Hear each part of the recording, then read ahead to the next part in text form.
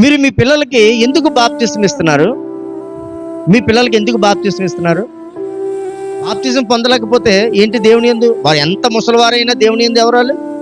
చిన్న పిల్లలు, వాళ్ళకి తెలియదు, జ్ఞానం తెలియదు.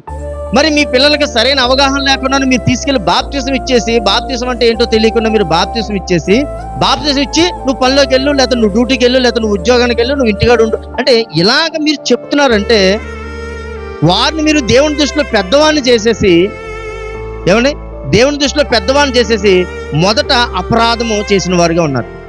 ఇది కానీ తెలియని పిల్లలకు కూడా మీరు బాప్తిసాలు ఇచ్చి మరి దేవుని మందులో మీరు నిలబెట్టకుండా, ఏమండి, దేవుని మందులో నిలబెట్టకుండా మీరు ఎందుకు అపరాధం చేస్తున్నారు? వారిని దేవుని దృష్టిలో ఎందుకు పెద్దవారిని చేశారు? ఇక ముందు మీ పిల్లలు ఇంకా చాలా మంది బాప్తిసం పొందవలసి ఉన్నారు కాబట్టి వారికి బాప్తిసం అన్నది మీరు ఇవ్వద్దు. వారికి తెలిసినప్పుడే, వారికి జ్ఞానం వచ్చినప్పుడే, మీ బలవంతం చేత అది కాకూడదు. వారికి ఎప్పుడైతే తెలిసిందో, ఒకవేళ మీరు మానేయమన్నా వారు ఏం చేయరట? మానరు. కాబట్టి దేవుని మందిరానికి వారికి ఆ ఇష్టం లేనిది మీ పరపతి కోసమో, మీ అభిలాష కోసమో, లేదా మీ ఇష్టం కోసమో ఏది కూడా చెయ్యొద్దని ప్రోఫెట్